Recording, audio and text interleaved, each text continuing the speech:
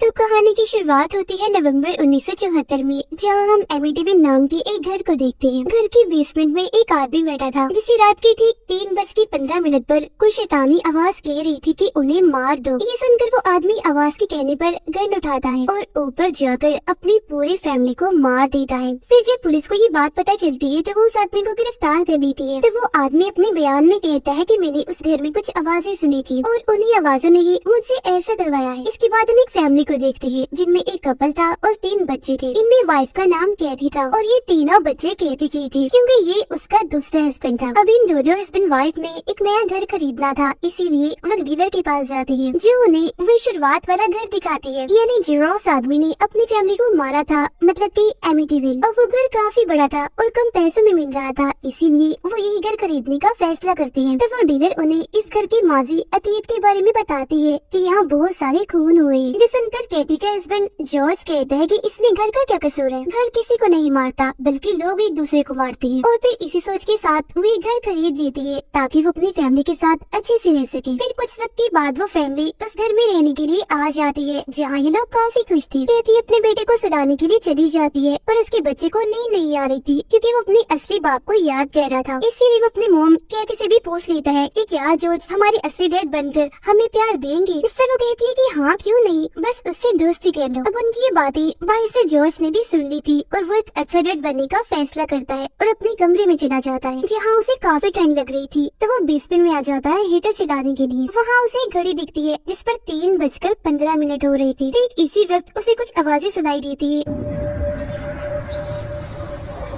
जिन्हें नजरअंदाज करके वो ऊपर चला जाता है। फिर रात को जब वो दोनों सो रही थी तो जॉर्ज अपने कमरे में एक बच्ची की आत्मा को देखता है, जो फांसी से लटकी हुई थी, काफी जख्मी थी। तो वो भी काफी डर जाता है। फिर अगली सुबह जब कैथी अपने बेटे के कमरे में जाती है तो वो ये देखकर काफी हैरान रह जाती है कि मेरी बेटी अकेले में किसी से बात कर रही है। इसीलिए वो उसे पूछ भी लेती है कि तुम किससे बात कर रही हो बेटा, जिस पर वो कहती है कि मैं उस बच्ची जूडी से बात कर रही हूँ। जूडी दरअसल उसे शुरुआत वाली आदमी की छोटी बहन थी, जिसका खून उसने इसी कमरे में किया था।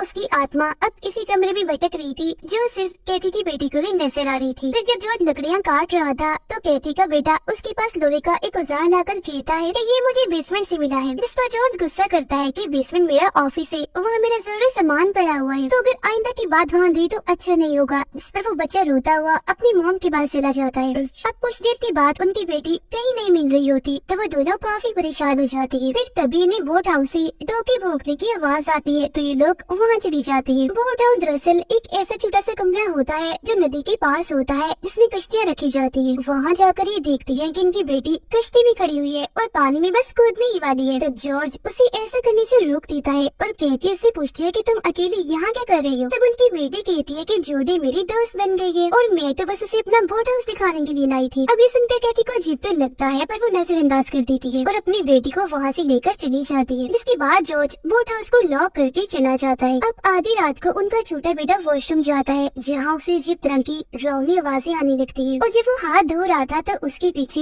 हम एक आत्मा को देखते हैं, जो काफी खूनी और डरावनी लग रही थी। साथ ही टूटी में पानी की जगह खून निकल रहा था। ये देखकर तो बच्चा काफी डर जाता है, उसकी हालत खराब हो जाती है। इसीलिए वो भागकर वापस अपने बेड पर आ जाता है। फिर जैसे रात की 3:15 होती है तो घर की सारी खिड़कियाँ अपने आप ही खुल जाती है, जिससे चाहकर जॉर्ज की आँख खुल जाती है। उसे कुछ ठीक नहीं लग रहा था, इसीलिए वो बच्चों के कमरे में जाता है चेक करने, जहाँ वो खुद को ही पाता है उसने हाथ में गन पकड़ी हुई थी और अगली पर गोली से खुद को वो मार लेता है, जिसके साथ ही जॉर्ज की आँख खुल जाती है। हम समझ पाते हैं कि ये बस उसका सपना था। वो देखता है कि बूढ़ा उसका दरवाजा खुला हुआ है, जबकि मेरी तो वो लॉक किया था। उसे लगता है कि शायद कैथी की बेटी दोबारा वहाँ चली गई होगी, तो वो जल्दी से वहाँ चेक करने जाता है, पर बच्ची वहाँ नहीं थी। तब उसका डॉग भौंकने लगता है, जिससे जॉर्ज को लगता है कि शायद कैथी की बेटी पानी में कूद गई है, इसीलिए वो भी पानी में कूद जाता है, पर वो उसे कहीं भी नहीं मिलती। फिर पानी से बाहर आकर वो देखता है कि कैथी की बेटी तो अपने कमरे की खिड़की से उसे देख रही है और उसके पीछे किसी अनजान बच्ची की आत्मा भी खड़ी थी। ये देखकर वो काफी घबरा गया था और सीधा उसके कमरे में जाता है। पर ये देखकर वो काफी तंग रह जाता है कि कैथी की बेटी तो सो रही है, वो भी गहरी नींद में। फिर अगले दिन जब जॉर्ज बेसमेंट में जाता है तो उनका डॉग दीवार के नीचे खोद रहा था। इसे देखकर जॉर्ज समझ जाता है कि दीवार के पीछे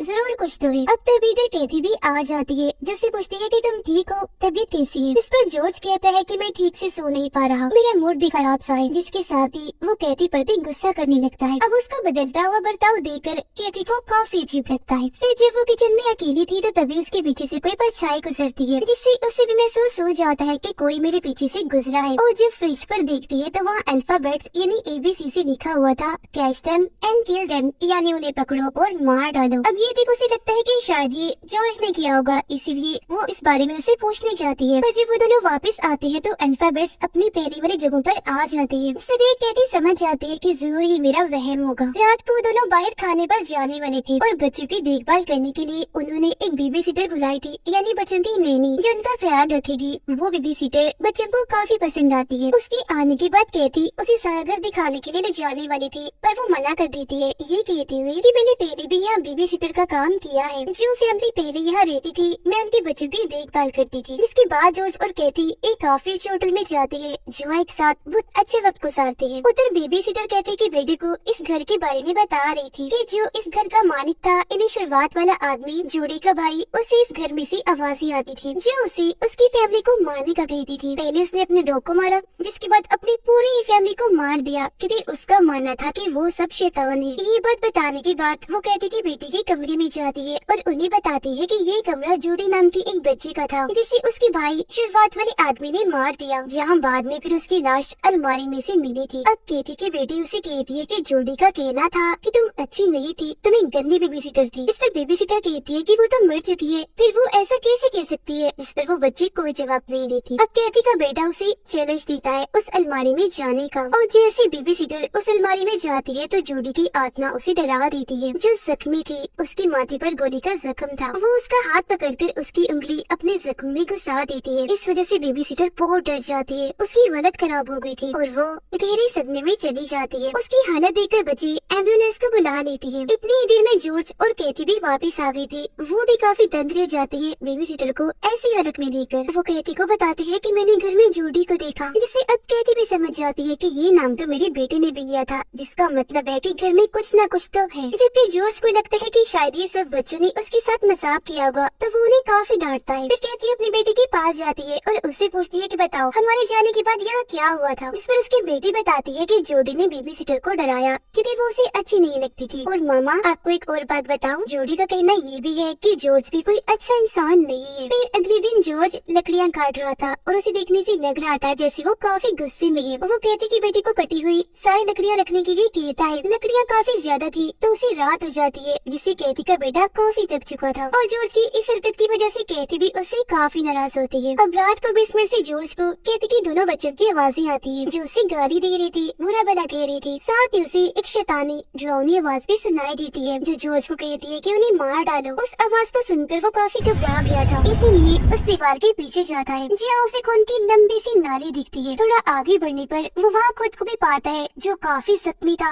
खून में लथपथ। ये देख चौंक कर जॉर्ज नींद से जाग जाता है और हम समझ पाते हैं कि ये बस उसका बुरा सपना था। इसके बाद वो वॉशरूम में चला जाता है नहाने के लिए। बाथ टब में जब वो नहा रहा था तो पानी के अंदर से एक आत्मा उसे डबोने की कोशिश करती है। वो काफी डर चुका था, हाथ पाँव मारता है, जहाँ तभी आकर कैथी उसकी जान बचाती है और फिर अगले ही दिन उसे डॉक्टर के पास ले जाती है चेकअप करवाने। डॉक्टर उसके कुछ टेस्ट करवाता है, जिनकी रिपोर्ट्स बिल्कुल नॉर्मल थी, जिसका मतलब था कि जॉर्ज को कुछ नहीं है। फिर भी अगर वो चाहे तो किसी बड़े दिमाग के डॉक्टर को चेक करवा सकती है। फिर जब ये दोनों घर पहुँचते हैं तो ये देखकर काफी चौंक जाते हैं कि घर की छत पर उनकी बेटी खड़ी है और ऊपर से ही चलती हुई नदी की तरफ बढ़ रही है। उसे देखकर दोनों काफी घबरा गई थी, फौरन उसे बचाने के लिए चली जाती है। कैथी उससे पूछती है कि तुम यहाँ क्या कर रही हो और आगे कहाँ जा रही हो। इस पर उसकी बेटी जवाब देती है कि मुझे जोड़ी ने कहा है कि अगर मैं उसके साथ जाऊंगी तो वो मुझे मेरे डैड से मिलवा देगी। इतना कहते ही वो कूद जाती है, पर जॉर्ज उसे पकड़ लेता है पानी में गिरने से पहले ही, जिससे उसकी जान बच जाती है। अब इस वजह से कैथी अपनी बेटी पर काफी गुस्सा करती है। जॉर्ज को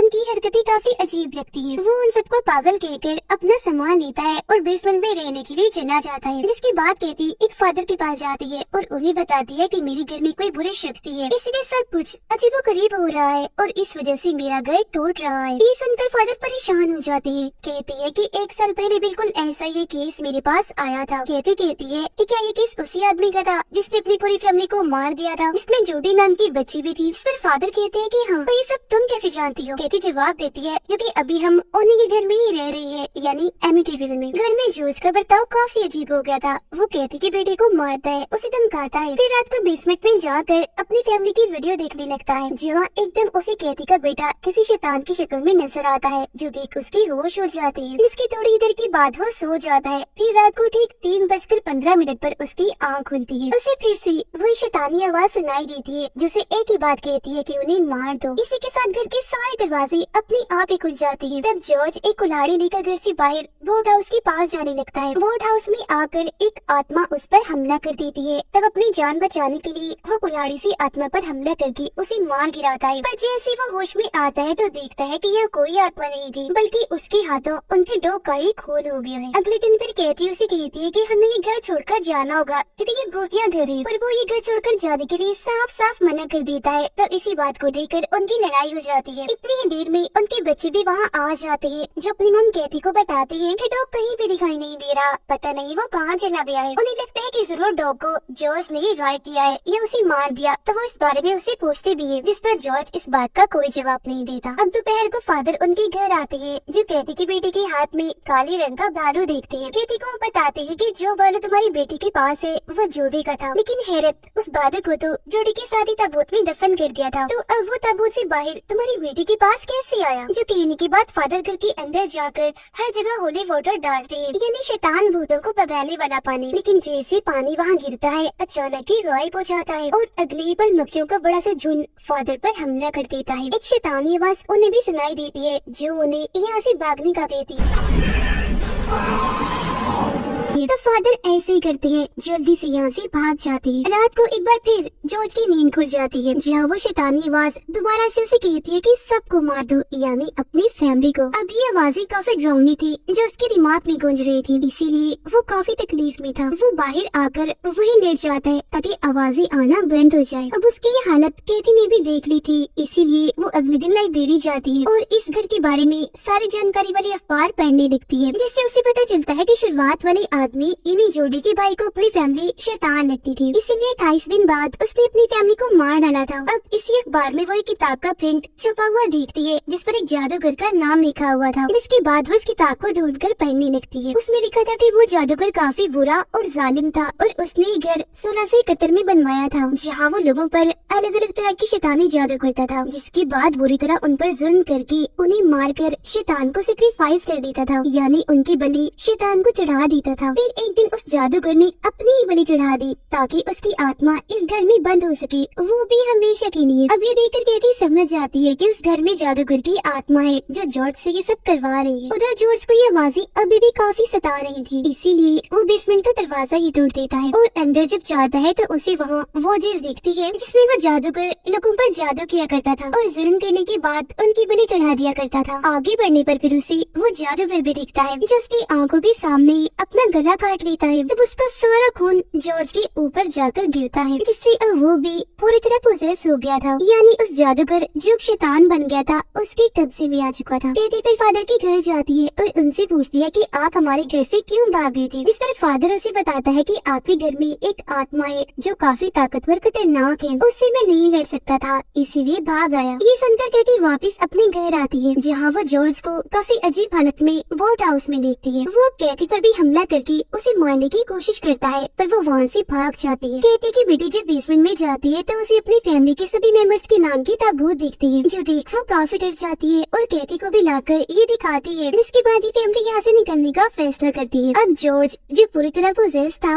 गन लेकर अपनी फैमिली को ढूंढने लगता है, जबकि जादूगर की आत्मा उसकी मदद करती है। घर की सारी खिड़कियाँ दरवाजे वो बंद कर देता है ताकि वो लोग यहाँ से भाग ना पाए। वो सब खिड़की तोड़कर घर की छत पर जाने लगती है, जहाँ जॉर्ज भी उनका पीछा करने करने लगता है। तभी कैथी का बेटा जॉर्ज को एक रॉड से मारता है, जिससे वो नीचे जाकर गिरता है। फौरन ही बेहोश हो गया था। ये देखकर वो लोग नीचे आते हैं और वहाँ से भागने की कोशिश करने लगते हैं, पर तभी जॉर्ज दोबारा से उठ जाता है। एक कुल्हाड़ी लेकर उसे कैथी के अंदर घुसा देता है। तो वो किस तरह गन उठाकर उसे जॉर्ज पर वार करती है, जिससे वो बेहोश हो जाता है। इसके बाद ये लोग जॉर्ज को बांधकर कश्ती में रख देते हैं और ये फैमिली यहाँ से निकल जाती है। अब जॉर्ज को भी कुछ ही देर के बाद होश आ गई थी। वो कैथी को कहता है कि रुकना नहीं, जितनी जल्दी हो सके यहाँ से निकलो। जिसके बाद स्क्रीन पर लिखा हुआ आता है कि उस फैमिली को यहाँ 28 दिन हो गए थे। उन्होंने फिर ये घर एमिटिविल छोड़ दिया और दोबारा यहाँ कभी वापस नहीं आए। फिर हम जोडी की आत्मा को देखते हैं, जिसे अचानक जादूगर की आत्मा खींचकर बेसमेंट में ले जाती है। साथ ही उस घर का सारा सामान भी नॉर्मल होकर अपनी पहली वाली असली हालत में आ जाता है, जिसका मतलब था कि अब इसके बाद भी कोई फैमिली यहाँ आएगी और इस जादूगर का शिकार बन जाएगी। फिर उनके मरने के बाद कोई और फैमिली आएगी और ये सिलसिला ऐसे ही चलता रहेगा। सबको वो जादूगर मारकर अपना शिकार बना लेगा और शैतान को बलि देता रहेगा। असल में वो खुद शैतान बन गया था और उसका साया ही इस घर में था, क्योंकि वो शैतान की पूजा करता था और लोगों की बलि दिया करता था। फिर एक दिन उसने अपनी ही बलि दे दी